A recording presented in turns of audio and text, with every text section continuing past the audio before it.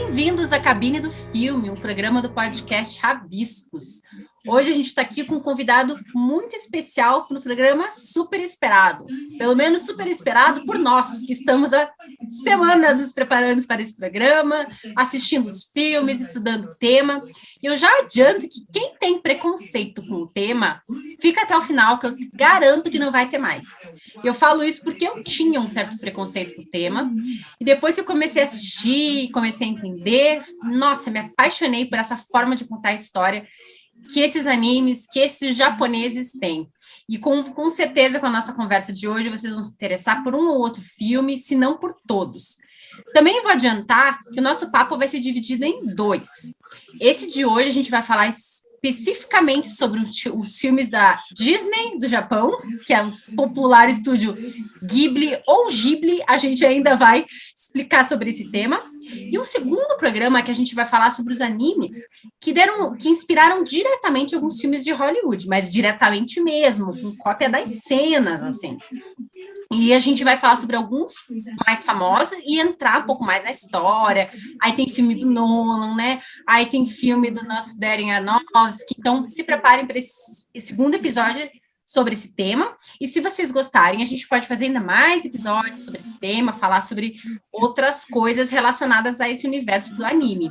Já quero começar de cara mandando um beijo para meus amigos, para a Darlene e para o Rômulo, que há muito tempo já me falou para assistir anime, já tentou me convencer a assistir, e agora finalmente veio o episódio sobre isso. Então, sem mais delongas, quero dar boas-vindas ao nosso convidado, Roberto, e deixar que ele se apresente, que ele é uma pessoa incrível, um amigo muito querido, que eu espero que esteja aqui com a gente por muitos e muitos programas. Bem-vindo, Roberto. Carolina Cavalcante Pedrosa, muito obrigado pelo convite. É uma honra estar aqui no podcast, nesse podcast maravilhoso, ao qual já lhe parabenizo. Tenho ouvido as edições anteriores, está muito legal. Bom, eu sou o Roberto Oliveira. Roberto Oliveira, um entusiasta da comunicação, do cinema, do audiovisual. Eu tenho feito alguns trabalhos na área do rádio, da comunicação, do jornalismo, e atualmente eu estou à frente, juntamente com minha sócia Lulu Gabriela, a quem eu também mando um super abraço, estamos à frente do portal de cultura pop chamado Serial Cookies, que você encontra no Instagram, @serialcookies. Além disso, por enquanto, eu estou tendo também uma coluna regular na Rádio Cultura AM 930 de Curitiba, que você também encontra no Instagram, @cultura 930. E estamos sempre de olho nas novas oportunidades que estão surgindo aí no ramo do audiovisual, do jornalismo cultural. E no Serial Cookies nós também já conversamos outras vezes com a Carolina Cavalcante Pedrosa, né? Essa não é a primeira vez e não será a última, né? É muito bom retomarmos essa conversa com pessoas amigas que estão legais e que têm essa sintonia de assuntos. Então é isso, Carolina Cavalcante Pedrosa, parabéns pelo podcast, é uma honra estar aqui e vamos em frente. Muito obrigada, a honra é toda nossa. Queria aproveitar também para mandar um beijo para a Lulu, nossa parceira também, que em breve vai aparecer aqui nos próximos episódios, está com as portas sempre abertas para vocês. Com certeza. Estúdio Ghibli ou Estúdio Ghibli? Como é que a gente fala? Fiquei sabendo que tem polêmica nesse nome aí. Polêmica! Bom, o Hayao Miyazaki, já a gente vai contar a história, né, mas indo direto ao tema do nome do estúdio, o Hayao Miyazaki, ele deu esse nome para o estúdio inspirado em um termo que ele encontrou, que foi usado para dar apelido a um avião italiano. Nesse avião italiano, estava escrito, né, Ghibli. Esse termo, em italiano, ele, na verdade, provém de um outro termo árabe, que quer dizer vento quente do deserto. Então, o Hayao Miyazaki, ele associou uma coisa com a outra. Ele falou que esse nome seria perfeito para o estúdio, porque seria um novo vento que estaria soprando sobre a indústria dos animes. Olha só, hein? Humildemente pretensioso, né? Mas é um nome ideal para o estúdio, porque realmente foi isso que o estúdio fez, né? Ele soprou um novo vento no deserto dos animes, né? E povoou uma seara de filmes frutíferos. Agora, em relação à pronúncia, na Itália, é com um G, som de G. Ghibli. Quando a gente vê um trailer de um filme do estúdio Ghibli, apresentado pela Disney, que era a distribuidora lá nos Estados Unidos, eles falam Ghibli. Walt Disney Pictures presents a Studio Ghibli Presentation. Lá no Japão, como eles não têm o hábito de pronunciar a letra L, eles falam Ghibli, Studio Ghibli. Então, nós temos essas três pronúncias, né? Agora, aqui no Brasil, é comum falar Ghibli com G. Então, tanto as pessoas que ouvirem falar Ghibli ou Ghibli, não está errado, né? É apenas uma questão de escolha mesmo, né? Eu, particularmente, né, eu gosto mais de Ghibli, né? Mais italiano, de Ghibli. E você, Carol, qual que você prefere? Vamos de Ghibli, então, porque eu também já estou mais Vambora. acostumada e eu acho que fica mais chique mesmo. Então, vamos explicar para o Aê. pessoal que não conhece, para quem conhece, lembrar o que é o Estúdio Ghibli. Vamos lá. Eu vou tentar contar a história o mais rápido possível. Bom, a gente sabe, né, que a cultura nipônica, né, é riquíssima, né, milenar, oriental, né, então, desde lá, 500 depois de Cristo, lá, né, tem as xilografuras, né, eu disse que ia ser rápido, né, mas é verdade, mas é sério, as xilografuras, né, lá em volta de 500 depois de Cristo, daí depois tem aqueles teatros japoneses, chineses, em que as pessoas pintam a cara, pintam o rosto, né, isso também influencia a animação. Tem também a questão dos pergaminhos, que eram desenhados. Tudo isso é uma tradição milenar do Japão, da China.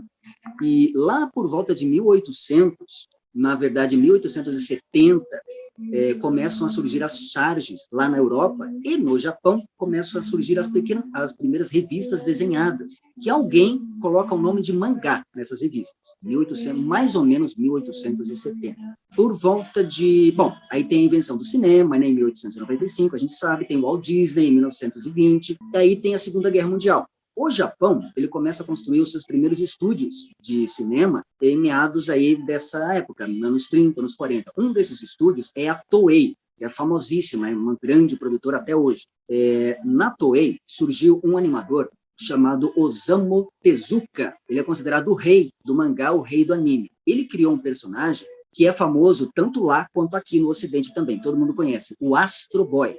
Esse personagem, ele redefiniu a forma como os animes e os mangás seriam feitos dali para frente, porque ele introduziu o conceito de olhos grandes, aqueles traços que a gente vê nas animações japonesas, que dão aquela noção de movimento, a continuidade das histórias pequenas que uma continua no outro, um capítulo continua no outro capítulo, isso foi tudo introduzido pelo Osamu Tezuka lá no Japão. Então, a partir dos anos 50, com a publicação deste mangá, todos os outros seguiriam mais ou menos o padrão que ele estabeleceu. Esse personagem, Astro Boy, nos anos 60, ganhou uma versão em anime, e aconteceu a mesma coisa. Os animes que vieram depois seguiram mais ou menos a trilha dele. A questão dos olhos grandes, o Osamu Tezuka se inspirou no Walt Disney, que já estava fazendo lá os seus filmes com Mickey Mouse, etc.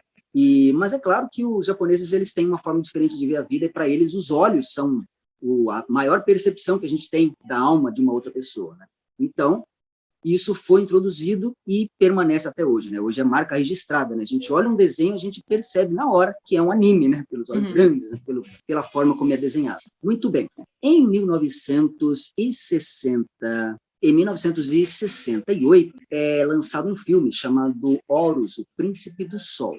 Esse filme é dirigido por ninguém menos do que Isao Takahata. Esse diretor, ele contou com a ajuda de um diretor, de um animador. Esse animador se chamava Hayao Miyazaki, isso em 1968. E esses dois trabalharam juntos por vários anos.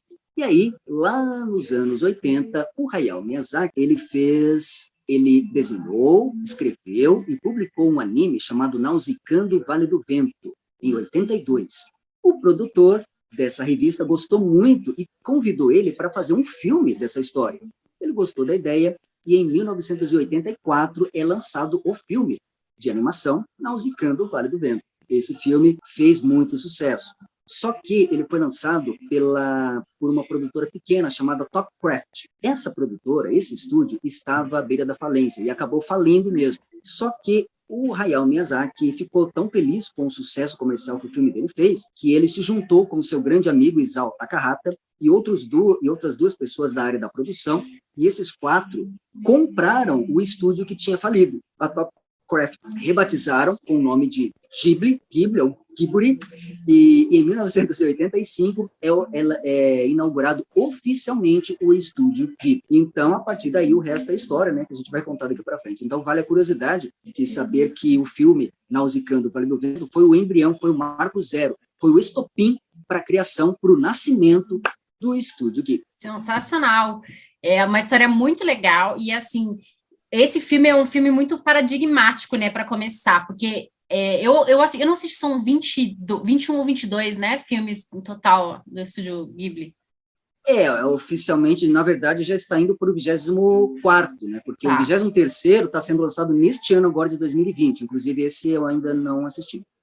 Enfim, eu assisti praticamente metade disso aí, eu assisti os mais famosos e tal, e tem alguns temas que se tocam nos filmes que eu percebi, e Nausicaa tem todos, né? Então, eles começaram, inauguraram ali o Estúdio Ghibli com um filme que traz toda essa relação do homem com a natureza, a força feminina, a força da ancestralidade, da amizade, do relacionamento entre as pessoas, aquela coisa meio pós-apocalíptica de tipo, vai dar errado se você não cuidar do mundo que você vive, se você não tiver uma atenção, uma reverência para a natureza, para os espíritos da floresta. Eu acho muito bonito quando eles falam isso. Então, é um filme que congrega tudo isso. Então, eu acho que é um bom início para essa saga de filmes aí que a gente tem. É um filme que eu gostei muito, e eu sei que é um dos teus preferidos também, né? A Nausicaa é uma super protagonista, né? Esse filme, eu não sei, porque normalmente o ser humano tem uma tendência de gostar mais daquilo que ele vê primeiro, né? Depois, quando ele passa a ver os outros, ele fala assim, eu já vi essa história antes, né? Então, eu não sei se psicologicamente, pelo fato de eu ter visto esse filme primeiro, eu gostei mais do que os outros, mas ele realmente tem muito mais elementos que me chamaram a atenção do que os outros, a começar pela questão de ser uma ficção científica distópica, né? Só por aí já arrebata o coração do fã. E outra coisa que me chamou muito a atenção nesse filme é uma coisa diferenciada na personalidade da personagem Nausicaa. Ela gosta dos animais de uma forma que poucas pessoas gostam. É fácil a gente gostar de um bichinho fofinho, né? Mas ela gosta daqueles besouros gigantes que estão no filme. E esses besouros gigantes, apesar de ter uma aparência hostil, eles também têm personalidade. Eles só estão querendo preservar o lugar deles. Então, é uma mensagem ecológica maravilhosa. E tem a questão aí de ela perceber que a natureza está mudando em volta dela por um objetivo comum. Enquanto todo mundo está desconfiado da natureza, ela está querendo descobrir a natureza.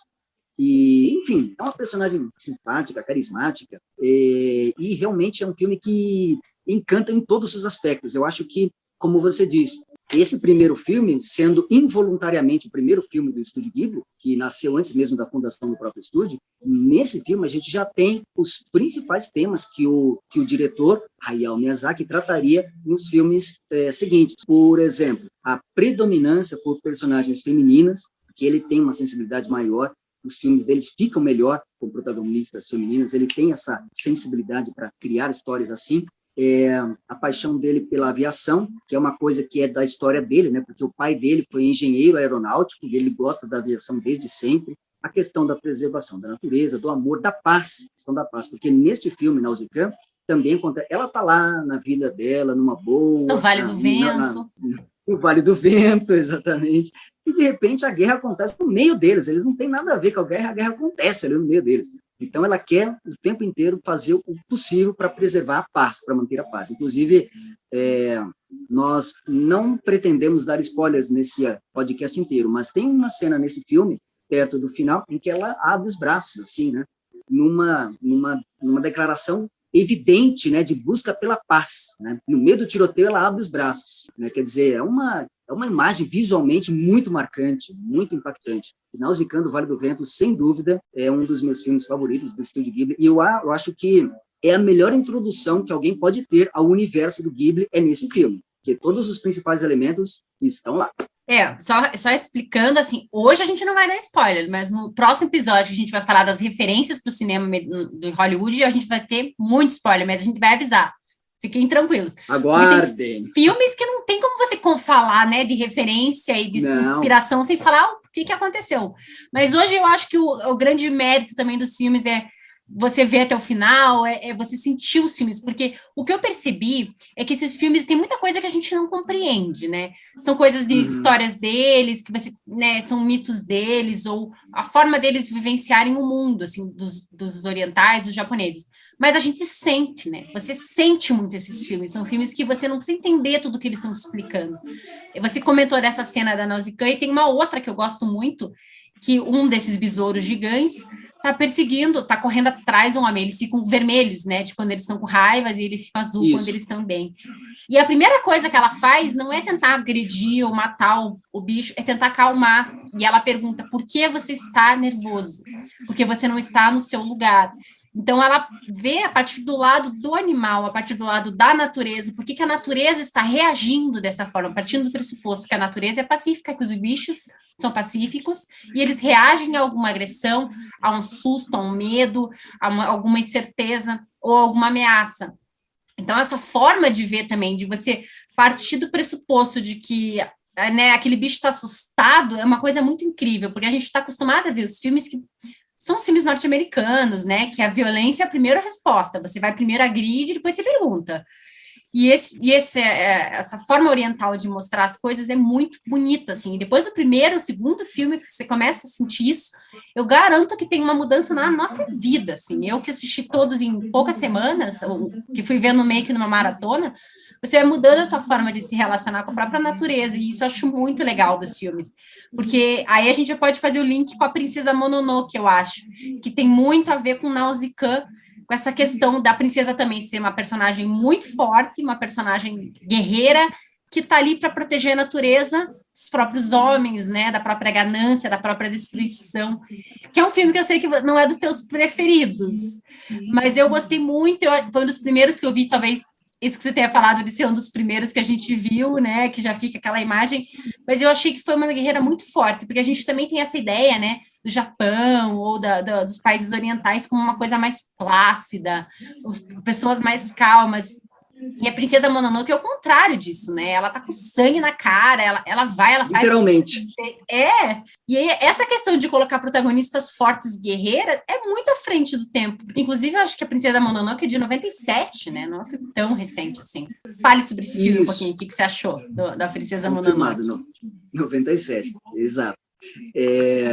Bom, realmente, a Princesa Mononoke, quando eu assisti, eu achei muito semelhante com a Nausicaa. Eu achei temas muito semelhantes. Mas eu entendo, eu reconheço, o filme realmente é de 97, que é um filme importantíssimo para a história do estúdio, porque é um dos filmes mais rentáveis para o estúdio. Fez um sucesso enorme no Japão quando foi lançado. É o segundo filme de maior duração do estúdio, tem 2 horas e 14. A Princesa Mononoke tem 2 horas e 14. A outra princesa, a Princesa Kaguya, tem 2 horas e 17. São os 2 filmes de maior duração. Mas a Mononoke, depois a gente fala da Kaguya. Nossa, são filmes completamente opostos, né? Uma tem muita voz, tem muito protagonista protagonismo, e a outra é o contrário. Mas vamos falar da Mononoke para não confundir o pessoal. Vamos lá. A Mononoke, literalmente, ela tem sangue na cara mesmo. É o filme mais B10. Talvez por isso seja um dos filmes mais cultuados mundo afora, né? O Ocidente gosta muito, cultua muito esse filme. Ele é mais violento, né? Talvez por causa disso, como você falou, a nossa cultura ocidental, né, preza pela violência estilizada em um filme, né? A gente gosta de ver a violência em um filme estilizado, né? E é isso que o filme apresenta, né? Então, isso ele tem uma admiração maior por parte do público ocidental e oriental também, claro. E realmente ele tem uma abordagem selvagem, mas os valores principais, eles estão ali. A mesma coisa, a questão da natureza. Inclusive, esse filme tem um diferencial, porque existe um espírito maior da natureza, né? Um tipo de, entre aspas, um deus da natureza, né? Que representa toda essa questão da preservação, da proteção e a maldição que tem que ser quebrada do rapaz, né? Que a ganância, o ódio, tudo meio misturado, né? Exato. Outra questão interessante é que os vilões nem sempre são vilões. Isso está sempre de uma forma dúbia, mostrado sempre de uma forma dúbia. Quem você pensa que é o vilão, na verdade, ele tem as suas motivações, tem os motivos para fazer o que faz. É um assunto também muito recorrente nos filmes, principalmente do Hayao Miyazaki. Sempre tem um conflito, sempre tem uma guerra, e nessa guerra existem 2 lados, e cada lado tem a sua versão, cada lado acha que tem a sua verdade, né? Tem a sua verdade, exatamente. Então é isso, é um filme que ele consegue incluir vários subtextos, né? Muita dose aí de política, muita dose de você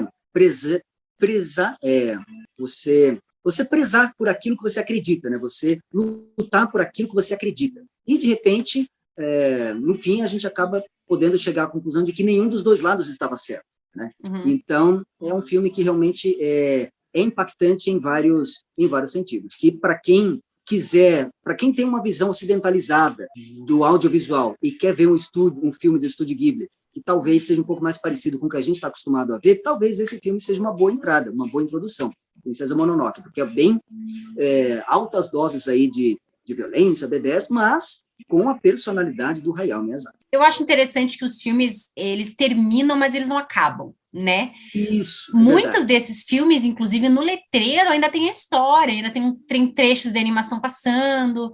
É como se fosse um retrato da realidade mesmo, não é um filme que começa, meio e fim. Eles contam um trecho de alguma história que está acontecendo, mas que teria continuado independente da gente estar assistindo aquilo. Isso eu acho muito legal. São filmes que te envolvem e você fica sempre com um gostinho de quero mais, como se você quisesse continuar naquele universo, né, dos filmes. E aproveitando antes, já que você fez o link com o conto da Princesa Kaguya, que para mim é um dos 3 melhores que eu assisti nessa leva, cada animação, apesar de serem todas do mesmo estúdio, elas são diferentes, né? O estilo dos traços, da fotografia, dos cortes, dos desenhos, é uma coisa, assim, impressionante como isso também ajuda a contar a história e a te colocar naquele período que a história quer. O conto da Princesa Kaguya é uma coisa, assim, lindíssima visualmente, né? Eles são aqueles desenhos antigos japoneses, assim, recriados na tinta, ali parece que você está assistindo, sei lá, num museu assistindo o filme. E é uma história linda, melancólica, triste, eu achei que não fosse tão triste, acabei repensando a minha vida inteira quando acabou aquele filme. É um filme que eu com certeza vou falar mais, o conto da Princesa Kaguya. Começa bonitinha, uma princesa que nasce de um broto de bambu, e ele é criada por um casal de camponeses, só que a história vai entrando em assuntos profundos sobre o silenciamento da mulher, sobre os costumes da época, sobre você viver uma vida que nem sempre é a vida que você quer, mas que você vai sendo levada a viver nem como você falou, não por motivos de vilão ou de mocinho, mas por circunstâncias da vida.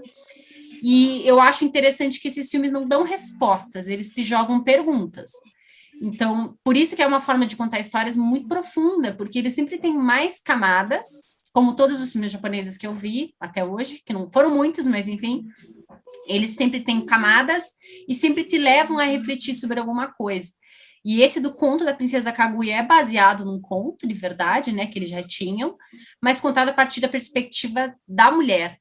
E é uma história contada no período, não sei que ano, mas muito antigo do Japão, que se ressoa com os dias de hoje. Então, essa capacidade de contar histórias que conversam com qualquer época, a gente sabe a data dos filmes porque a gente procurou, né? Porque se você pegar e falar que todos os filmes são de hoje, eles são super atuais. São. O Conto da Princesa Kaguya, ele é dirigido pela outra mente criativa do Estúdio Ghibli, que é o Isao Takahata, né? Na verdade, são os dois, né, os que ficam na comissão de frente, né? Hayao Miyazaki, que dirigiu a maioria dos filmes famosos, né? E o Isao Takahata, que tem uma visão um pouco mais deprê da vida, digamos assim, né? Vale lembrar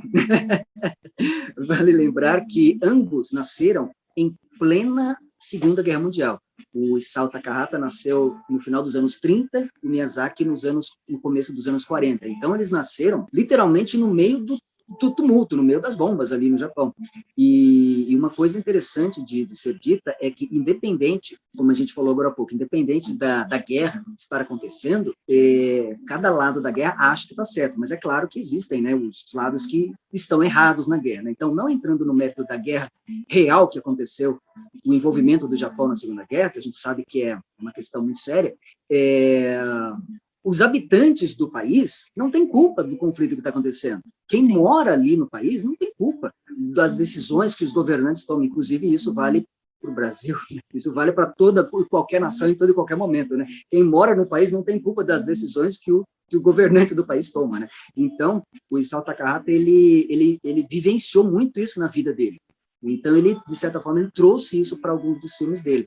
E um deles a gente vai falar já já. Mas em relação à Princesa Kaguya, esse filme é dirigido pelo Takahata, melancólico, e, inclusive, o Takahata ele nos deixou em 2018, deixou um legado inestimável para a história do cinema.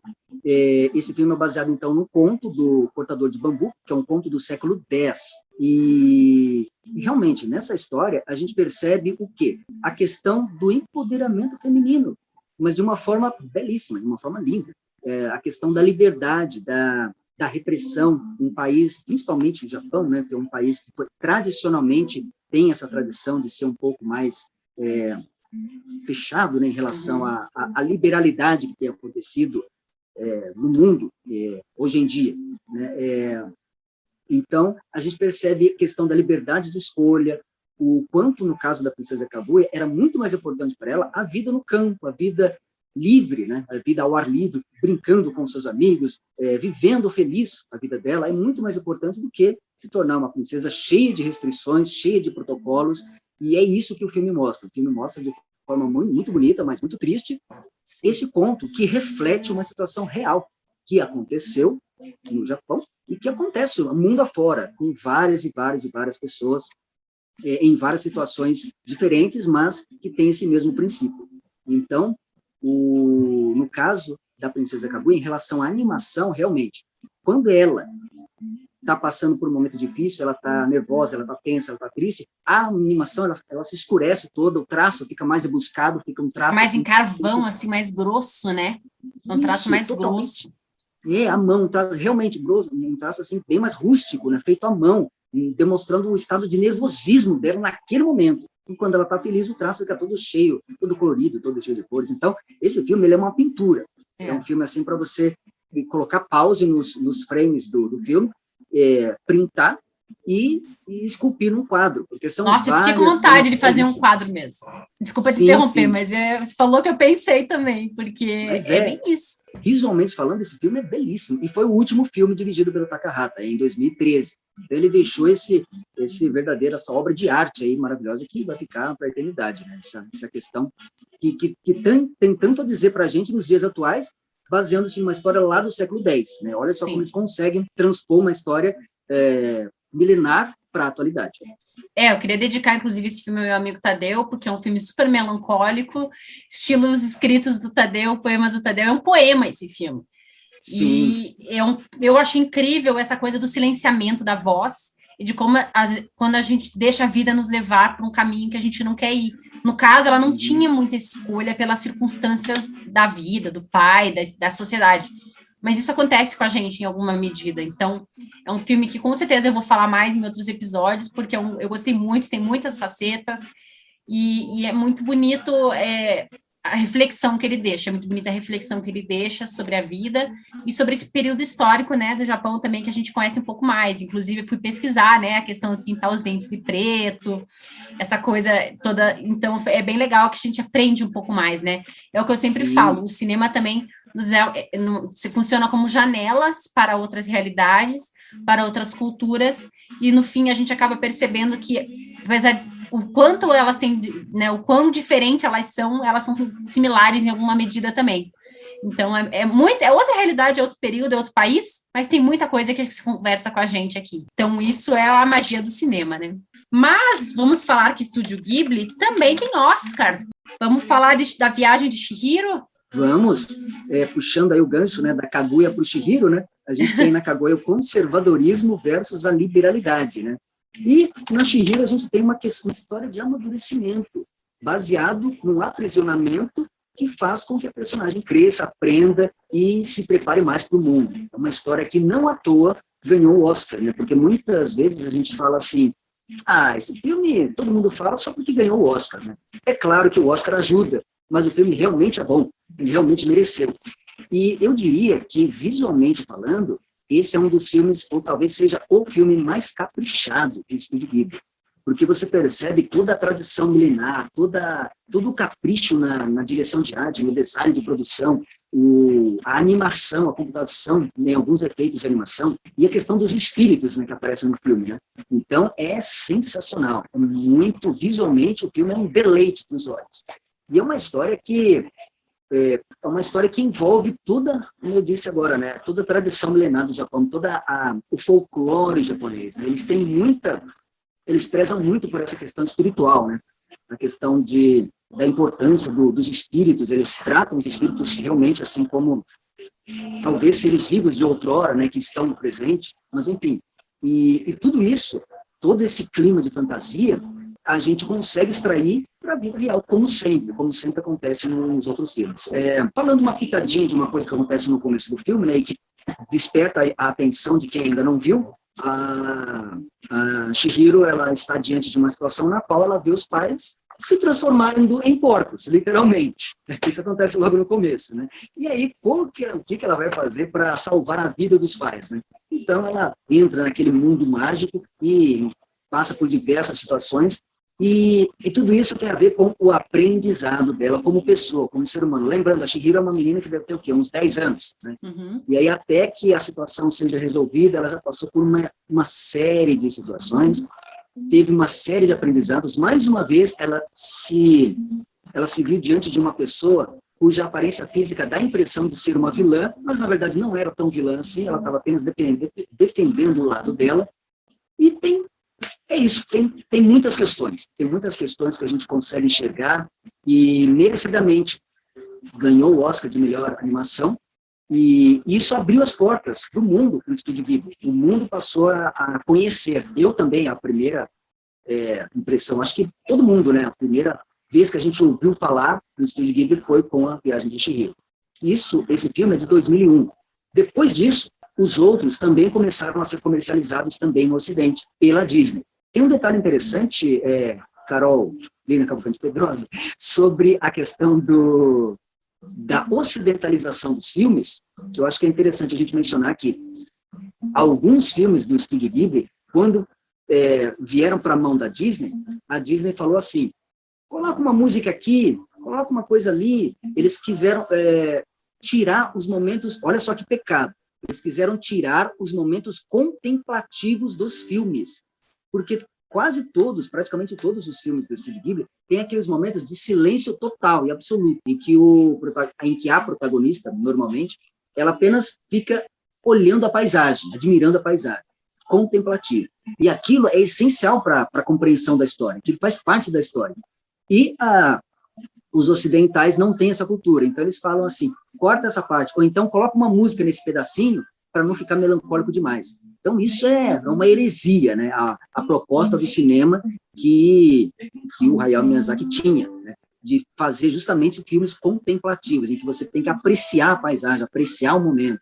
E, claro, né, que depois, com toda essa fama do Ghibli, hoje a gente tem o privilégio de acompanhar os filmes como eles realmente são, com todos os momentos contemplativos que eles foram concebidos. Olha, eu fui abrindo várias janelinhas mentais aqui enquanto você falava, porque eu acho que Chihiro é um bom exemplo para a gente usar, porque já é um filme mais conhecido, ganhou o Oscar de animação, por quê? A gente começou falando que Nausicaa traz já todos esses temas, tem ali a sementinha de todos os temas que o estúdio vai aprofundar. E Chihiro também tem esses temas, mas ao invés de ele focar tanto na questão da natureza, o que tem, né? Porque ela atravessa um portal na natureza, ele sempre tem essa questão da natureza, dessa vastidão do mundo, eles sempre são colocados no mundo. Então, mesmo os filmes que se passam na cidade, como a da Kiki, né? Serviços de entrega da Kiki, ainda assim, o mar, ela fala do mar um monte de vezes, ela fala dessa questão, ela passeia pelo céu, eles sempre são uma parte do mundo, e isso é muito interessante. E a Chihiro, ela entra numa parte do mundo que não é visível à primeira vista. E ela descobre que mesmo no invisível, mesmo no que ela não enxergava, existe um mundo inteiro, que aí entra essa questão que você falou dos fantasmas, dos espíritos, e da ancestralidade, que é um tema que eu percebi que é muito comum nos filmes deles, essa reverência aos pais, aos avós, aos ancestrais nominados, né, mas o simples fato de ter algum ancestral ali te iluminando, te abençoando, isso é uma questão muito forte para eles, essa reverência aos ancestrais. E a fotografia dos filmes, né? As cenas, essa coisa que você falou contemplativa, claro, você pega um filme como O Conto da Princesa Kaguya, é óbvia a fotografia, né? Os quadros são óbvios que são maravilhosos, mas se você for ver mesmo nos filmes de mais ação, como O Castelo Animado, ou a própria Chihiro, que é um filme que acontece muita coisa, se você for parando o frame ali, a fotografia, para quem não sabe, é um enquadramento, né? Para falar de uma forma bem simples, é um enquadramento da câmera, como que aquilo é colocado na câmera, se você der um pause ali no seu player, o que aquilo ali está colocando, e todos os filmes são muito bonitos, eles têm isso muito pensado, essa coisa da contemplação, do tempo que a história vai levando para ser contada, porque as mudanças não são automáticas, não é um botão, né? Filme ocidental, você falou da Disney, são filmes que sempre acontece muita coisa e muito rápido, então você entra naquela história e tipo, pá, quando você vê, acabou. E o ritmo da cultura japonesa é diferente, esses filmes traduzem isso, então no começo a gente se assusta mesmo, né? O filme demora para engatar, você não tá entendendo muito o que tá acontecendo, tem só uma música bonita, ou às vezes não tem música, ou tipo, a mesma Chihiro, eu fiquei tipo, o que tá acontecendo? Onde é que ela tá? O que é isso? Então são filmes que você tem que entrar de peito aberto mesmo, porque para você vai recepcionar os filmes, mas acima de tudo que a cultura quer te trazer. Né? Então, é uma imersão mesmo, esses filmes trazem essa imersão, e a Chihiro é um bom exemplo, é uma personagem super carismática, ela tem amigos inanimados, né, também, não são só amigos, não só bichinhos com caras fofinhas, então isso é muito legal. Aquela cena que foi muito divulgada, né, no trailer e nos cartazes também do filme, em que ela está pegando dois vagões de trem, né, que estão percorrendo o mar, né? Aquela cena é sensacional. Né? Imagine a melancolia, né, de uma cena tão bonita assim, né? Dois vagões de trem percorrendo um mar, percorrendo um oceano ou um lago gigante, seja o que for, mas sobre as águas, um trem sobre as águas, né? Sim. A melancolia e a beleza daquela cena é sensacional. E é tudo muito, exatamente, melancólico e reflexivo, né? Porque daí você tem tempo de colocar você ali na história. Você consegue dialogar com aquela história, porque o que acontece normalmente com a animação, principalmente essas norte-americanas, que a gente está mais habituado, a gente só recebe. Você senta passivamente e vai recebendo aquela história. Esses filmes, por eles terem um outro ritmo, você vai dialogando com a história, você vai colocando suas impressões, você vai colocando os teus sentimentos junto. Então, termina o filme é muito teu, assim, né? Claro, não todos. Tem uns que eu me identifiquei mais, outros você se identifica mais, mas, assim, tem em alguma medida que você vai dizer, meu Deus, esse filme foi feito para mim, assim, essa história conversa comigo. Totalmente. No caso da Chihiro, nessa mesma sequência dela dentro do vagão de trem, fica alguns segundos mostrando ela não fazendo absolutamente nada, sentada no trem, e os bichinhos lá do lado dela, né, pulando lá, e ela pensando na vida. Fica, uns 10, 15 segundos, assim. Sim. E todos os filmes têm alguns momentos em que os personagens principais param para olhar a paisagem e pensar no que está acontecendo. Então, é absolutamente reflexivo, e isso é fundamental para esse estilo de filme, para esses filmes, para essa proposta. Né? O Castelo no Céu é outro também, em que a mocinha, né, que é vítima de uma maldição, né, ela se torna uma velhinha, e ela Não, esse é o Castelo Animado. No castelo. Castelo Animado. São tantos castelos, né? No Castelo Animado, a mocinha que se torna uma velhinha e que vai morar num castelo animado, tem uma cena em que ela vai na sacada do castelo e fica olhando a paisagem é realmente muito bonita, e ela fica lá uns 10, 20 segundos também olhando a paisagem, e a gente fica olhando junto, né? Olhando, contemplando aqui aquela paisagem. Tem uma cena nesse mesmo filme em que ela começa a chorar de desespero, né? Ela tá na chuva, e aí ela, de repente, abre o berro e começa a chorar. É um desabafo da situação que está sendo vivida, né? Então, tudo isso são coisas que as animações ocidentais não têm, que as orientais fazem questão de ressaltar. Os detalhes, eles são muito detalhistas, eles prezam por cada detalhe. Voltando na Chihiro, quando ela tira o sapato para entrar em um estabelecimento, tudo aquilo foi detalhadamente filmado para depois, ou seja, existe uma pessoa real que faz isso, né? E aí o desenhista vai lá e faz o desenho com base naquele movimento real. E Sao Takahata, mesma coisa, no Conto da Princesa Kaguya, tem uma cena em que eles cortam um melão, tem um documentário que mostra essa cena, o estagiário lá do estúdio cortando o melão, né, e eles tirando foto e filmando para ver qual é o movimento que as pessoas fazem com a mão, o movimento da faca cortando o melão, para poder filmar exatamente com perfeição, com o máximo de perfeição. E o curioso é que essa perfeição ela é feita com simplicidade. Porque todas as animações, até agora, até a penúltima, todas as animações foram feitas a lápis. São animações feitas à mão mesmo. Eles realmente desenham à mão. Não tinha... Tem retoques, né, de computador, mas o desenho principal é feito à mão. Então, é uma perfeição que merece ser vista em todos os seus detalhes. Porque esses detalhes foram feitos com muito cuidado. Eu quero falar de 2 temas agora que você abriu com a Chihiro. Mas vamos começar pela questão da... Você falou dela chorar, né? Dela colocar os sentimentos dela. Eles trazem muito esse lado sombra nos desenhos. Eles falam muito sobre a morte nos desenhos. Eu nunca tinha visto uma animação chegar uma parte, a criança pegar e falar, minha mãe vai morrer? Não vê isso em filme norte-americano. Eles subentendem, por exemplo, os pais da Elsa, para citar Frozen, que é o filme que todo mundo vai pegar essa referência. Os pais da Elsa morreram num naufrágio. Uma desgraça horrorosa. Eles mencionam, eles botam aquilo assim, a entender. Vagamente. Talvez criança pequena não tenha nem entendido. O meu amigo Totoro, que é um filme muito bonito, muito simbólico, natureza e tal, a menina vira para a senhorinha e pergunta, minha mãe vai morrer?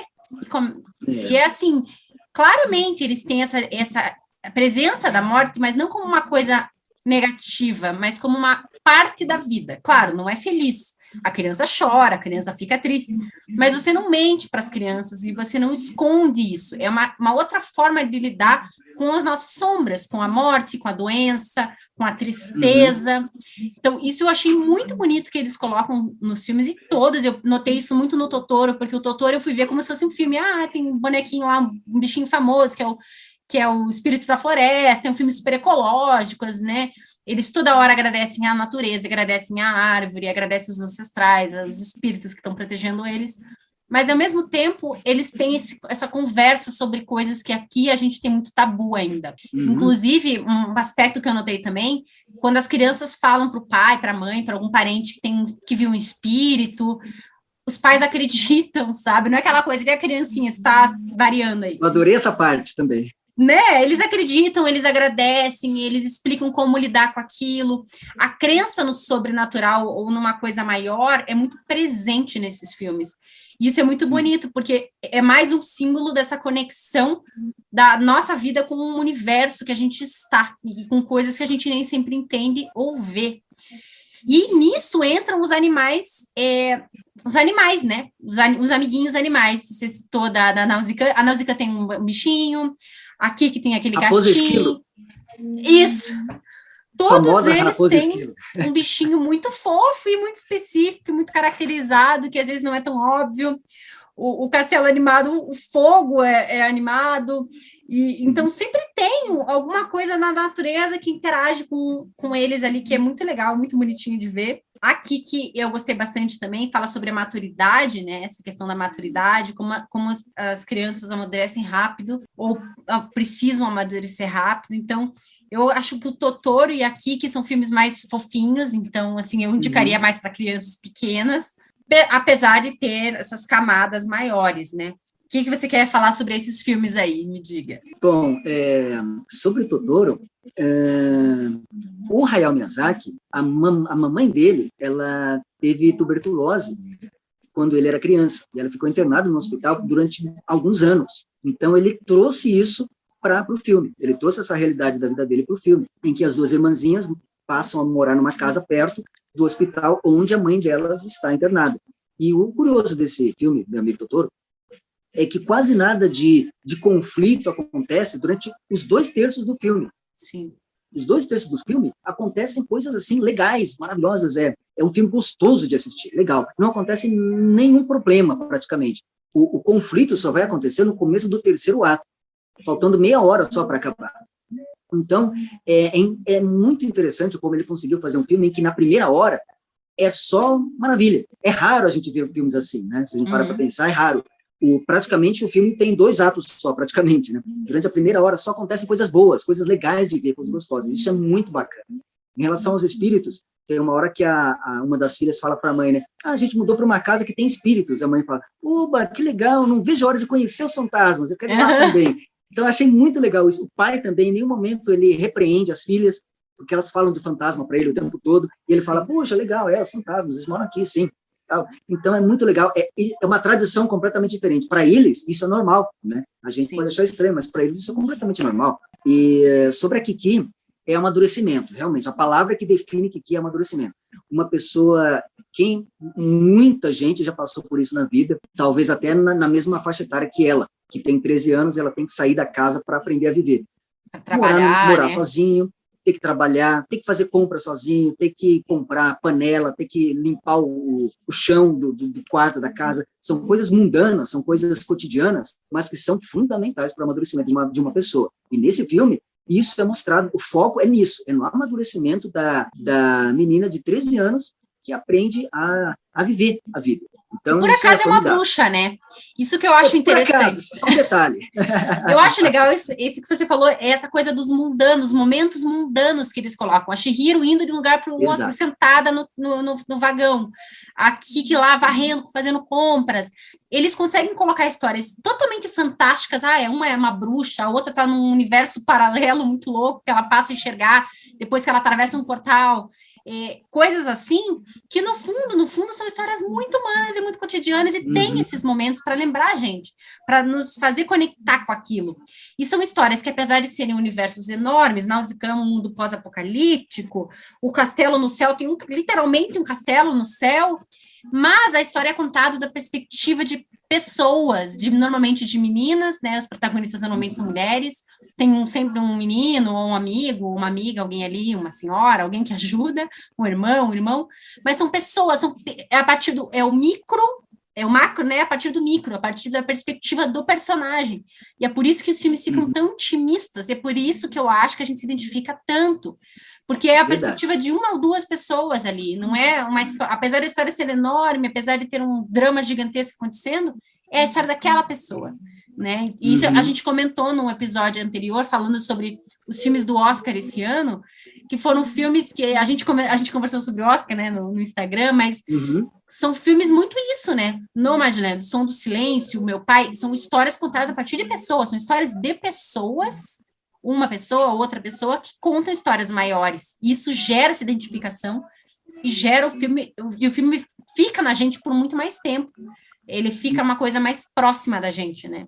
Inclusive, o Minari, que foi indicado ao Oscar esse ano, né, de melhor filme, eu tinha falado naquela ocasião e volto a falar agora, é um momento propício para falar, né? O Minari, para mim, é como se fosse um anime do Estúdio Ghibli em live action. E realmente, agora que você conhece um pouco mais os filmes, né, talvez você possa concordar ou não comigo, mas realmente, o Minari é um filme que mostra, apesar do Minari ser um filme coreano, mas o sudeste asiático é muito parecido, né? A cultura deles é muito parecida. Então, a vida no campo, a simplicidade de você cortar uma fruta, de você ir na plantação, você pegar água na fonte, tudo isso é mostrado com simplicidade nesse filme, Minari, que concorreu ao Oscar, e em vários filmes do Estúdio Ghibli. A gente pode citar o Totoro, Memórias de Ontem, talvez seja o filme que mais exemplifica isso. É uma mulher da cidade que vai viver no campo. E tudo isso que eu acabei de falar agora é exposto no filme, com toda a vagareza, sem pressa, com toda a calma. É como se você estivesse assistindo realmente um filme no campo, né? Só que em desenho animado, né? E isso, como você falou, é a realidade da vida, né? A simplicidade da vida mostrada de uma forma poética, animada e que consegue realmente tocar no coração de quem assiste. Então, é formidável, é genial. Não é à toa que o Estúdio Ghibli tem toda essa fama, toda essa representatividade, toda essa importância no cenário da animação mundial. Eles realmente fizeram por merecer. Eu acho que é muito isso, até o que eu falei no começo, eu repito agora, a gente tem que se abrir muito para esses filmes, você tem que começar a assistir desarmado, porque se você ficar esperando que já no primeiro ato já tem um grande acontecimento, ou uma grande morte, que vem um vilão muito claro, ou que tem uma história muito delineada, não é essa a proposta, e não é isso que faz desses filmes serem tão mágicos, assim. É essa questão da contemplação, é essa questão de você ir aos poucos crescendo junto com os personagens, ou ir vivendo junto com os personagens, você entrar naquela história. Você falou do Totoro, eu me senti naquele lugar, eu me senti naquelas árvores. A hora que ela fica esperando o pai na chuva, demora muito aquela cena. E o Totoro tá ali do lado delas, e a chuva começa, e ela olha pro bicho, e o bicho olha para ela, e ela não sabe muito se ele é bom ou se ele é mau, e também não importa. E daí ele coloca, ela dá o guarda-chuva para ele. São momentos muito singelos, assim, e que... Você já reparou que chove em quase todos os filmes do Ghibli? Sempre tem chuva. Verdade. Sempre tem chuva. A chuva, ela limpa a alma, né? A limpeza da alma. Eu queria comentar também, a gente falou do Castelo no Céu, que é um que você não gostou tanto, mas eu achei muito legal a ideia de ter um castelo no céu, uma civilização no céu, no lugar. O conceito é ótimo. O conceito é ótimo. É que a protagonista não é tão... É mais o protagonista masculino nesse filme, né? A menina é mais coadjuvante do que normalmente elas são. Mas as ideias são muito legais desses filmes, assim, o conceito por trás, né? E de ser uma civilização que tão avançada que ela se autodestruiu. Eles só citam isso no filme, mas eu acho isso genial, assim, que ela fala, eu entendi por que essa civilização acabou. Porque ela era tão avançada que todo mundo ficou brigando pelo poder e acabou destruindo a civilização. Então, as críticas sociais... as críticas sociais sempre existem ali. Se você se você não tiver muito atento, você perde, mas todos os filmes, eles vêm com uma crítica social, ambiental, de classe social, sempre tem nesses filmes deles. E não é na cara, assim, tipo, estampado, né? Faz parte da história como eles estão contando. Nas entrelinhas. E, inclusive, sobre a questão aí de animais fofinhos, né? No Totoro tem o inigualável gato ônibus, né? Uma figura, assim, completamente diferente de tudo que a gente já viu na vida, né? E aquele gato ônibus me lembrou muito o gato da Alice no País das Maravilhas, né? Aquele gato com aquela cara meio enigmática, que sobe e aparece. É bem a mesma ideia, assim, né? Aquele sorriso enigmático, né? Meio quase maléfico, né? Sim. Misterioso. É muito curioso. E no caso da Nausicaa, a raposa esquilo, ela também aparece um bichinho da mesma espécie no filme Castelo no Céu. Isso gerou teorias, se passa no mesmo universo, mas de repente não. Às vezes é só uma brincadeira do desenhista. Vou colocar lá o meu bichinho. Não tem nada a ver. Mas é muito poético, é muito legal. Inclusive eu vi recentemente que o Totoro, ele aparece no Toy Story, acho que 4, como um dos animais, um dos bichinhos que tem na casa, até um alô, né, porque a Pixar, né, os filmes da Disney, eles sempre gostam de dar esses alôs para outros filmes deles mesmos, ou do mundo do cinema, né. Então, isso é legal. E semana passada eu indiquei um filme já prenunciando o nosso episódio, que eu indiquei o Castelo Animado. Eu até falei o Castelo Encantado, depois eu vi que era o Castelo Animado, que na verdade foi um dos que eu mais gostei, junto com a Princesa Kaguya, o Nausicaa, e o Castelo Animado tem um livro, eu até comprei o livro, eu comprei o box, eu mandei foto para você, né? Super bonito, porque é muito poético, é muito profundo, a história do nome é baseado esses livros, né, da uma escritora inglesa, diz que eles mudaram algumas coisas, mas mesmo assim a escritora deu ok, ela gostou da versão final, tem personagens essa ficou boa. É muito legal, gente. O Castelo Animado eu já indico de novo, porque tem muita metáfora sobre a psique do Hal, que o Hal é o mago, sobre o próprio coração que aquece aquele castelo, e o fato da menina chegar e bagunçar aquilo, e ela se vê como, né, uma pessoa idosa, e ela ser literalmente transformada numa pessoa idosa. Então, todas as metáforas desse filme são muito bonitas. É um filme de ação, e entra muito nisso que você falou, de não ter vilã e mocinho. Tanto que a grande vilã no começo do filme acaba ficando amiga deles depois, né? Então, assim, por que ela era vilã? O que ela estava querendo, né? Então, assim, essas desconstruções tão sutis que eles fazem, eu acho que são, assim, inesquecíveis, assim, são filmes para você voltar, com temas que dá para você debater, dá para a gente escolher um desses filmes e ficar aqui falando sobre ele. Porque eles têm tantas camadas, né? Daria para ficar 1 hora inteira falando sobre cada um deles. Exatamente. Então, o Castelo Animado, para mim, ele tem um diferencial. Ele tem um diferencial, porque é um dos pouquíssimos filmes da cultura pop que aborda o tema da velhice, do envelhecimento físico de uma pessoa. São pouquíssimos filmes que tem uma protagonista, uma senhora, né? Claro que não é uma senhora exatamente, né? Uma mocinha que acaba virando uma senhora por causa das circunstâncias, mas a gente vê o acompanhamento da história do ponto de vista dela. E é curioso isso, porque eu já vi esse filme 2 vezes, 2 ou 3, não lembro, mas a primeira vez que eu vi, eu não percebi. Eu só fui perceber quando eu vi na segunda vez. As situações acontecem no filme com tanta acontece com tanta sutileza que a gente não percebe. Ela vai rejuvenescendo à medida que o filme passa. Eu não percebi isso da primeira vez. Ela vai levantando, ela começa bem corcunda, e de repente ela já está em pé. Exatamente. Só no final, quando eu vi pela primeira vez, só no final que eu percebi, mas ela não era velha? E aí, quando eu vi pela segunda vez, aí que eu fui percebendo que os traços, né, vão desaparecendo no rosto. O cabelo muda o tamanho. Isso, a maldição vai sendo quebrada à medida que ela vai aprendendo, que ela vai amadurecendo, que ela vai vivendo aquela situação. Ela vai vivendo. É sensacional. Eu achei que foi muito incrível, porque assim, ela é uma menina, não diz a idade, mas elas são sempre muito novinhas, e ela vira uma senhora muito velha. E ela não fica chateada. A primeira coisa que ela faz, quando ela começa a comer, ela fala, ainda bem que eu tenho todos os meus dentes ainda. E depois ela começa a andar, ela fala, nossa, envelhecer é complexo, é difícil, a gente cansa mais rápido. Então, assim, ela não fica com raiva da situação dela. Não. Ela já vai aprendendo o que ela tem de bom, o que ela pode fazer com aquela situação. E ela era uma velha antes de ser velha, né? Então, ela, como sendo uma velha, ela vai se tornando jovem, porque daí ela meio que perde todas aqueles medos e inseguranças da juventude, de não sou bonita, ninguém me quer, que eu vou... Todas aquelas coisas, ela já tá velha mesmo, não tá nem aí mais para nada, e daí que ela começa a viver sem essas amarras sociais.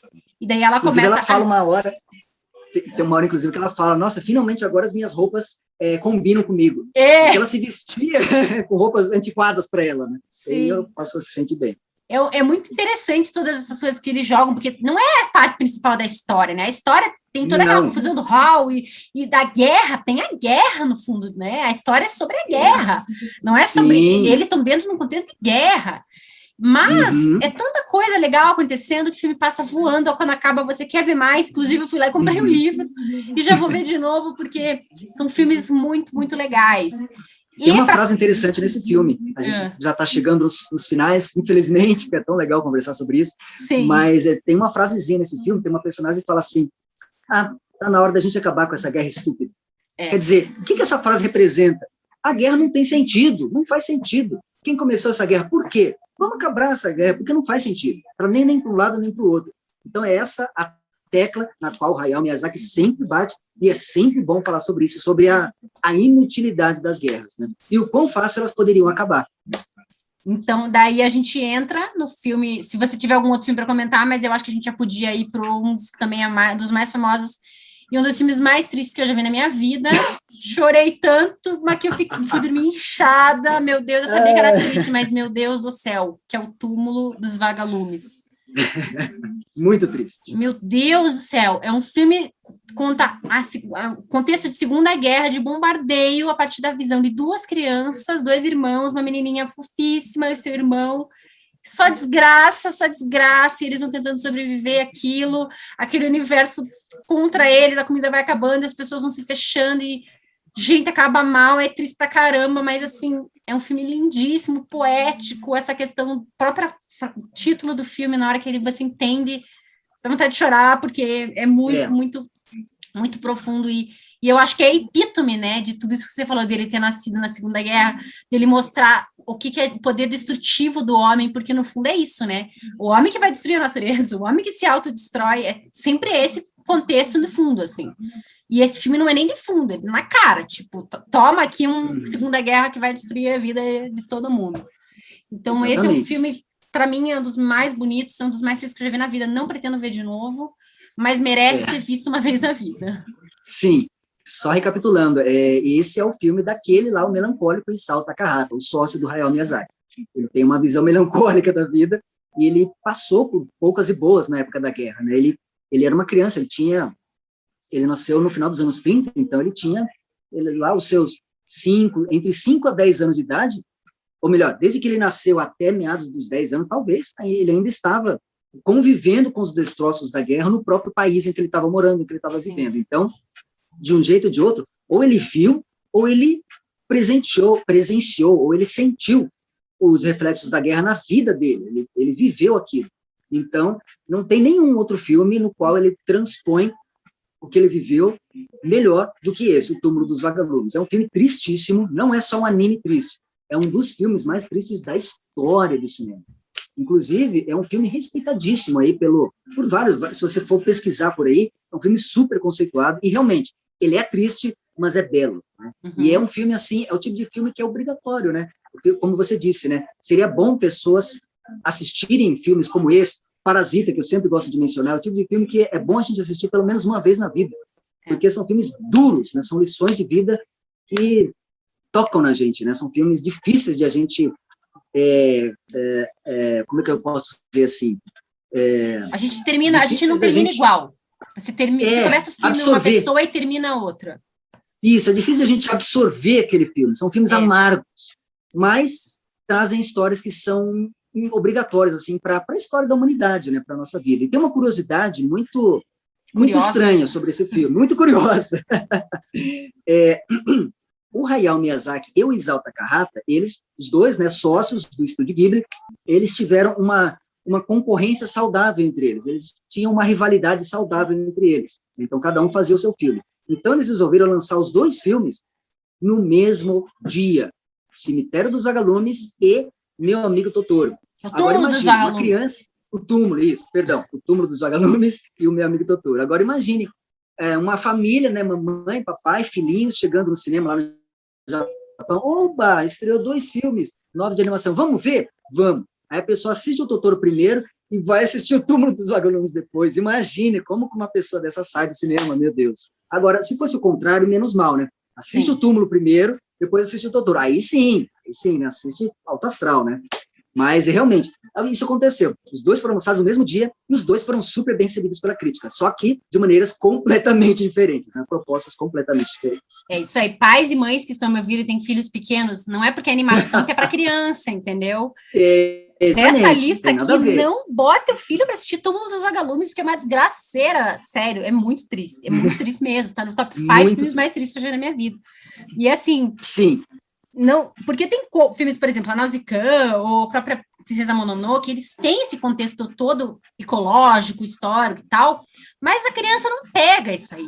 O Túmulo dos Vagalumes não tem essa, é só é na carne, entendeu? Não tem essa disfarçada antes, assim, é muito triste. Então, espera a criança crescer um pouco mais, já gostar de anime, e já escolher se ela vai querer passar por esse filme. Mas recomendamos a todos os adultos, viu? Recomendamos. Pelo menos todos os filmes, inclusive, que a gente falou hoje, a gente recomenda. Foi muito difícil selecionar, a gente pegou esses que foram os mais assim, famosos, né? Famosos, os mais famosos, ou os que têm temas mais complexos para divagar. Tem outros legais, Os Sussurros do Coração é legal também, o Marne, né? Tem outros filmes que são... Todos valem ser vistos, eu acho. O Roberto viu todos, inclusive, ele pode falar com mais propriedade, que todos merecem ser vistos. O Pônio também, eles são, né? De médio para bom, para ótimo, para excelente. Todos valem a pena. Mas eu queria pedir, que é difícil, né? Mas, apesar que a gente indica todos eles... Qual você... Vou te pedir para indicar especificamente um filme agora, no final, para aquele... Além de todos esses aqui, se a pessoa já tiver visto todos ou quiser ver um diferente, qual você indica? Vamos lá, então. A gente mencionou aqui no nosso papo o filme Memórias de Ontem, que é também do Isao Takahata, o diretor melancólico que gosta de retratar a vida como ela é. Então, é esse filme que trata da vida do campo, né, que fala... de uma mulher da cidade que vai viver no campo e que passa a gostar da vida do campo, que ela já vivia lá quando era criança. Então, esse é um filme que nós já citamos, né, que é muito recomendável, Memórias de Ontem. Agora eu vou falar um filme que nós não citamos aqui em nenhum momento, que vamos citar agora, que é um dos menos conhecidos do Estúdio Ghibli, que eu acho que também merece um pouco mais de atenção. Talvez as pessoas não assistam esse filme por causa do título, porque o título dá a impressão de ser uma coisa infantil. O nome do filme é Da Colina Cucurico. O que você pode esperar de um filme que se chama Da Colina Cucurico? Meu Deus do céu, que raio de filme é esse? Mas quem se dispõe a assistir vai achar uma história que é ambientada lá na época em que o Japão recebeu as Olimpíadas, isso vem em 1964. E aí tem um grupo de estudantes que eles praticamente tomaram conta de um casarão velho, um casarão antigo. Eles se apropriaram daquele casarão antigo e fizeram vários clubes estudantis. Tem clube estudantil de filosofia, de letras, de matemática, de aritmética, eles se apropriaram lá. E aí o dono do prédio, ele quer demolir aquele imóvel para construir outra coisa. E aí os estudantes, eles se unem, eles fazem toda uma reunião de forças, as meninas se unem para fazer uma limpeza completa na casa, os meninos se unem para fazer uma reforma total na casa, eles transformam aquele casarão velho num lugar apresentável, para tentar convencer o dono do imóvel a não demolir. Em meio a isso, também tem uma novelinha mexicana ali na história, que apesar de ser um clichê, é interessantezinha. Mas o principal motivo desse filme é isso que eu acabei de falar, a questão da mobilização estudantil, que é um reflexo da mobilização de qualquer grupo de pessoas. Qualquer grupo de pessoas pode se mobilizar, pode se unir e pode reivindicar alguma coisa. E, mediante essa reivindicação, a gente chega à conclusão de que o povo tem força, o povo unido tem força e é capaz de fazer grandes feitos, é capaz de impedir a demolição de um prédio, é capaz de tirar um governante, enfim, assista Da Colina Cocorico, porque Gostei da dica. A minha dica não é anime, porque como eu já dei uma dica semana passada, eu vou dar a dica de um filme que ganhou o Oscar de melhor filme estrangeiro, não é anime, mas é um filme japonês chamado A Partida, é um filme de 2008 que eu gosto muito. E para convencê-los, eu vou ler o final da minha crônica do meu livro Cartas aos Cinéfilos, Crônicas de Cinema, que eu trago essa crônica para falar um pouquinho do filme para vocês ficarem com vontade. A Partida é um filme extremamente cativante, interessante e novo. Uma temática inusitada, contada lindamente, com elegância, graça, carinho e dignidade. Retrata a compreensão pela dor do outro, a empatia e a compaixão, tanto em vida quanto em morte. Ao vermos a morte com novos olhos, mudamos as lentes com que vemos a vida. Reflexível e sensível, toca fundo. Destaca uma fala para mim que retrata a essência desta obra de arte. A morte é uma porta, não é o fim. Um sublime conto sobre a vida que se dá através da morte. Um deleite para os olhos e a alma. Imperdível. É a minha dica. Uau! O filme A Partida, que é Okuribito, de 2008, um filme japonês, prepara o lencinho. E toda semana eu tenho feito aquela frase clássica do filme. Semana passada eu fiz uma muito fácil. Mas a semana passada é uma das frases favoritas de um dos meus filmes favoritos, que eu não vou dizer agora. Aquela é da semana retrasada. Da semana passada é outra. Ah, é verdade. Então, isso você pode... Eu também anoto para não confundir aqui, porque é muita frase.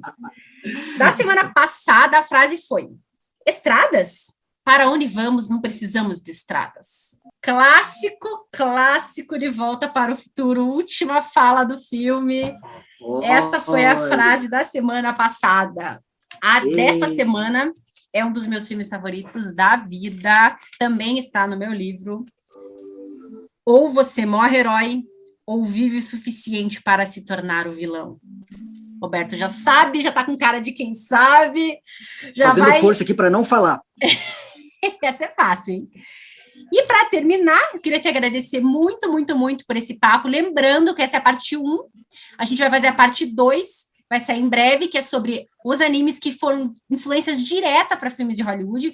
Literalmente, copiaram as cenas, copiaram a essência da história. Nós vamos escolher 3 ou 4, falar desses filmes e dos filmes norte-americanos. Daí vai ter spoiler, vamos falar do final, o que ficou diferente, o que ficou igual.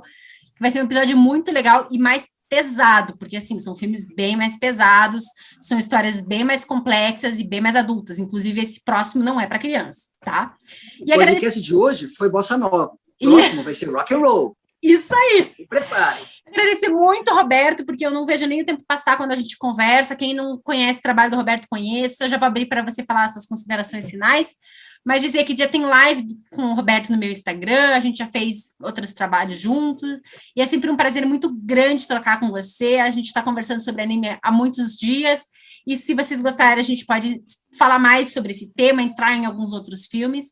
E obrigado, Roberto, muito, muito obrigada. Dê suas considerações finais aí, para as pessoas que estão ouvindo, agradecer quem está ouvindo, né? Quem chegou até o final, e por estar sempre aqui toda quinta-feira com a gente falando de cinema. Obrigado, Carolina Cavalcante Pedrosa. Foi um prazer, mais uma vez, né, compartilhar com você dessa 1 hora agradabilíssima, falando de coisa que a gente gosta, né, que, acima de tudo, é cinema, né? Não existem rótulos, né? O cinema ele é tão abrangente, ele é tão vasto, ele tem tantas ramificações, que a gente pode ser Marvete, Decenalta, Otaku, pode ser o que for. É cinéfilo, é tudo cinéfilo, está tudo no mesmo universo. Então, estamos englobados, o cinema é vasto demais, tem para todo mundo. Obrigado pela oportunidade, parabéns por esse podcast que está sendo um sucesso. Obrigada. E eu agradeço também a todos vocês que ouviram, agradeço principalmente a minha sócia, Lulu Gabriela, e lembrando, né, que ela vai estar aqui em breve, se Deus quiser, né, conversando com a Carol também, vai ser muito legal. E eu estou no Instagram, no @roberto.liveira, e juntamente estamos também no Serial Cookies, @Serial Cookies, e tem uma coluna regular na Rádio Cultura de Curitiba, que é o @Cultura 930. Então, inclusive, tem uma pista de uma coisinha legal que vai acontecer nos próximos dias. Fiquem ligados no Serial Cookies, porque vai ter uma postagem bem legal que tem tudo a ver com toda essa conversa que a gente teve aqui, viu? E é claro que uma coisa vai estar linkada na outra, literalmente. Então, aguardem. Isso, quem quiser saber mais, então acompanha o Serial Cookies, que vai ter esse post com todos esses nomes para quem perdeu. E a gente está sempre disponível no Instagram do podcast Rabiscos ou nos nossos pessoais. E até semana que vem, pessoal. Tchau. Obrigado, tchau.